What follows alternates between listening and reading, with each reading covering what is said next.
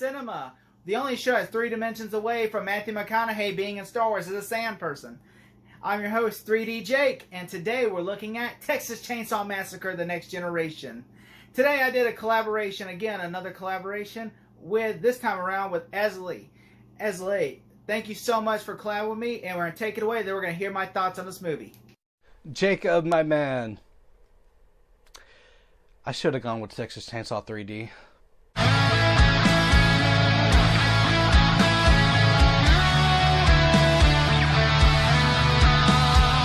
So first off, I want to thank Jacob for letting me take part in this collab video talking Texas Chainsaw Massacre: The Next Generation.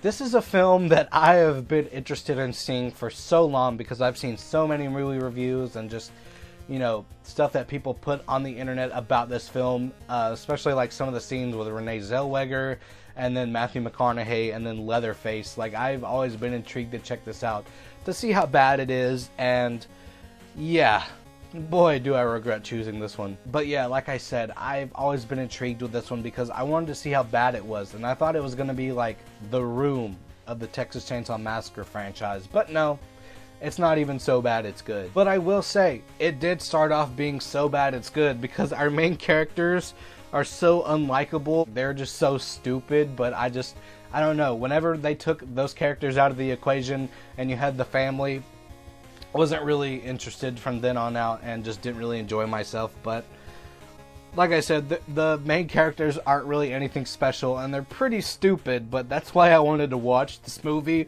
and see where it goes. And it just felt really tongue-in-cheek and self-aware, but the characters we're left with really dragged this movie through the mud.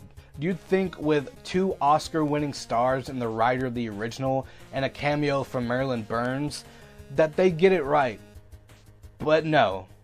This movie is so bad that Matthew McConaughey and Renee Zellweger's management boycotted the release of this film because originally it came out in 94, I believe, but they re-released it in 96 or 97, and they wanted to put those 2 stars on the posters and they just weren't having it. And to be honest, I don't blame them, but I also want to bring up, you know, you gotta respect where you come from. And in later years, when Renee Zellweger and Matthew McConaughey talk about it, they just seem to have a laugh about it, so that's cool to see. Speaking of Matthew McConaughey, oh my god, you need to see this movie because of how batshit crazy he is in this movie. He is so off the rails, unhinged in this, and it puts a smile on my face and makes me laugh every time he shows up on screen because it's extra. He's over the top.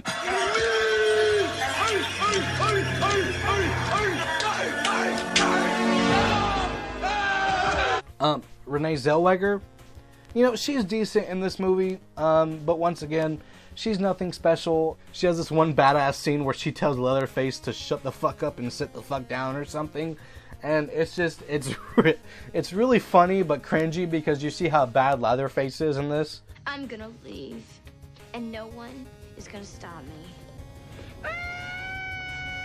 You sit the fuck down! Shut up!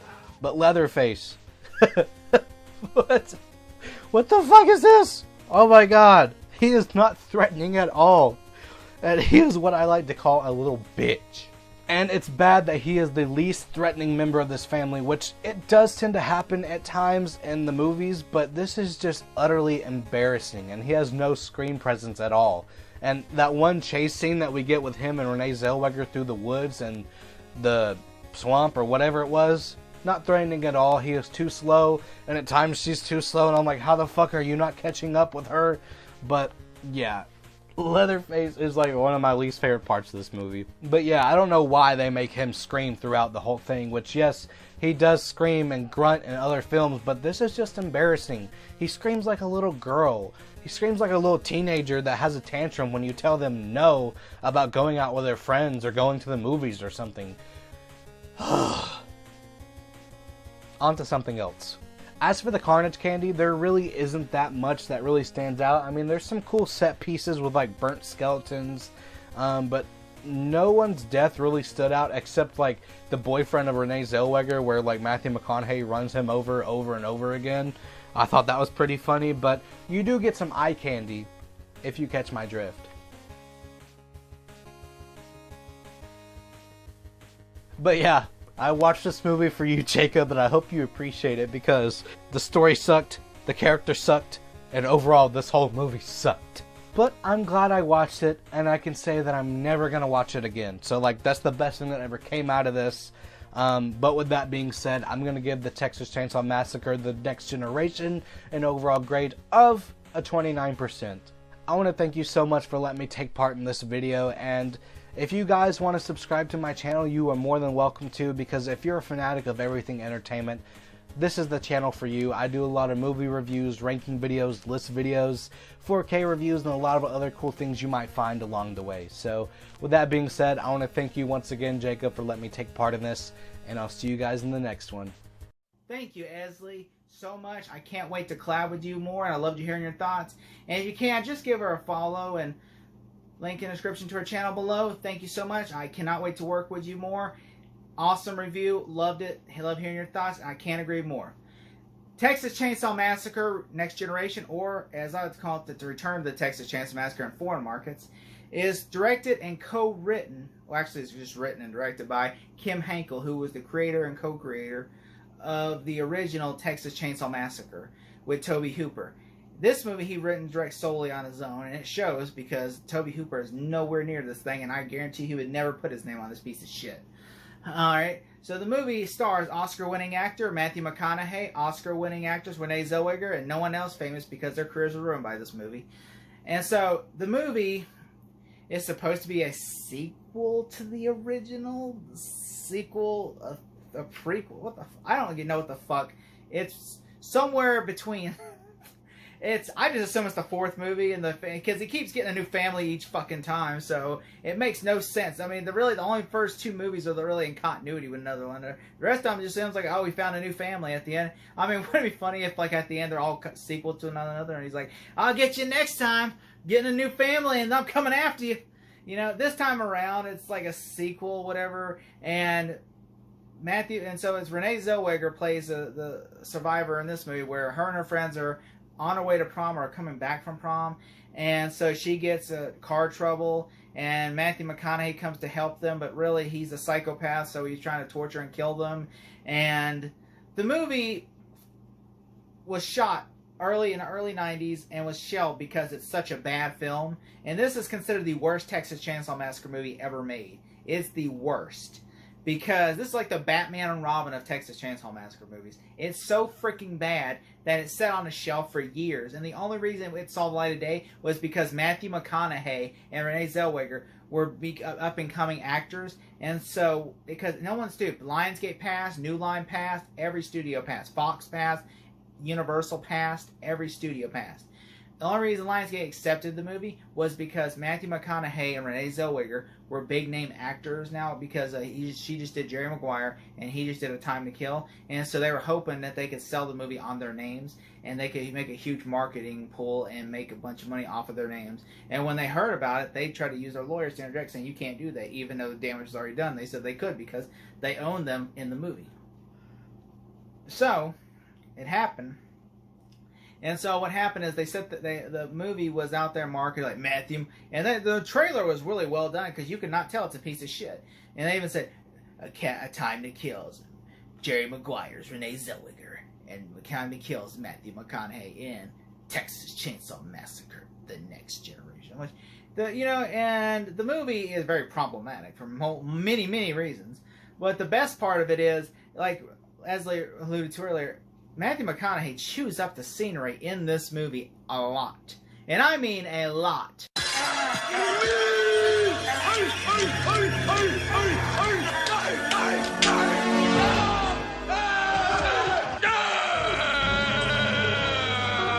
Like, there are times where I told him that it's almost like an improv class.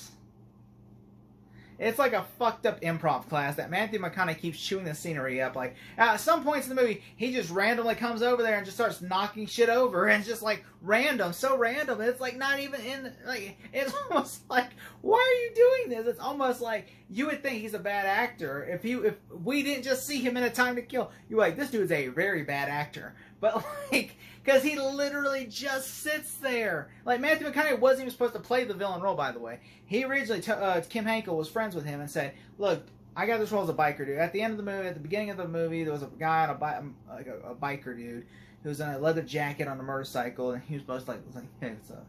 And then at the end of the movie, he was gonna, she needed some help running away from Leatherface. She was gonna get on this motorcycle and then drive off into the sunset. Well, Matthew McConaughey was like, okay, I'll do it. But then he said, I really want to be an actor. So he's like, can I read for Welber? And he tells a funny story about it, by the way. And he says it is so funny. It's a very... If you're not going to be in Debbie Does Dallas, you're going to be in a Texas Chainsaw Massacre series. And I am. You were. So as an actor from Texas, what's it like being in a Texas Chainsaw Massacre film? The classic. I mean, I'd seen the original that Tobe Hooper did, but it was carny. Man, we were shooting in 115-degree weather, myself and Renee Zellweger, about 16-hour days, and it was, I'll say carny. It was a lot of fun, and it was like anything goes. Yeah. It was anything goes. I actually had been offered the part of a role of a guy who shows up on a motorcycle at the beginning of the movie, and at the end of the movie rides off with Renee Zellweger, sort of a Romeo to Juliet role. Yeah. That was never in the film. And when I went in to go, and I was all packed up to drive out to Hollywood because I just graduated college, right? I pull up to that audition to meet with the director with my truck and my U-Haul. I go inside. The director says, Kim Henkel says, do you know anybody who'd be right for the Vilma role? This is the role that I played, the killer with the trucker and the wrecker service and stuff. And I said, no. And I thought of two friends that I knew from acting class, and I brought them up to him. And he goes, okay, I'll give him a call. I leave, shake his hand, go out. I remember I opened my truck door, started to step in, and I went, I want to read for that. Shut the door. I went back in, and I said, do you mind if I read for the Vilma part? He goes, no. We looked around. There's a secretary behind the desk, and he goes, all right, and went in the kitchen, got a spoon, and he goes, scare the shit out of her. And so we threw furniture around, had her pinned up against the wall, acted like the spoon was a knife, da-da-da-da-da-da-da. And he goes, now act like your mechanical leg is all messed up and did all this stuff. 5 minutes later, he goes, it's great. You want the part? And I was like, yeah. It's amazing. Very funny story. You should look it up. It's hilarious. And Matthew McConaughey said the funny story. And so basically, he got the role and he just chews up the scenery freaking crazy. Like, every fucking minute, he is just doing crazy shit. Like, at one point, Renee Zellweger is getting in his face. You think they're about to throw down. Then he punches his wife, and I'm like, she didn't even do nothing to you. First off, I don't, approve of violence against women. I don't at all. But anything, this is a horror film also, and why, if you're gonna hit somebody, I don't approve of violence against women, but like, wouldn't the person that's like your enemy in the movie, that be the one you want to hurt? Why would you assault the person that's on your team? I mean, that makes no sense to me. And also, Leatherface is very awful in this movie. Like, also, I'm not going to talk about the big elephant in the room, okay? About, like, what's appropriate now with today's society, whether Leatherface is, a drag queen in this movie or not. I'm not talking about that. I'm not going to talk about that. I'm just going to say the person that portrays Leatherface just makes them really, really annoying because, like, they're just making moaning sounds all the time going, like, he has no personality. Leatherface now is at least villainous. There is no personality. You could literally write Leatherface out the entire movie and it would still be the same movie because it's barely a character in the movie. And I'm just saying, the movie really, it's just at one point you're just getting annoyed by it. And then on top of that, the movie has like a weird-ass conspiracy theory that they embrace heavily, where it's like, they're basically conspiracy theorists.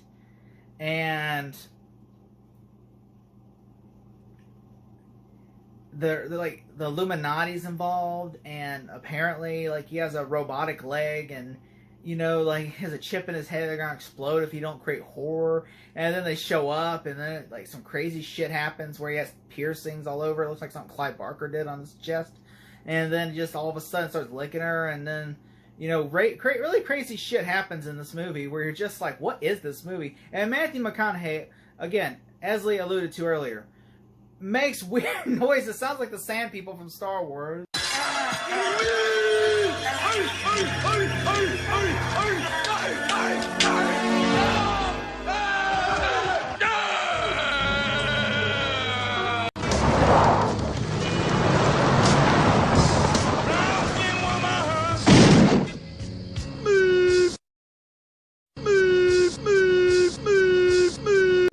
I mean, seriously, it's just so ridiculous.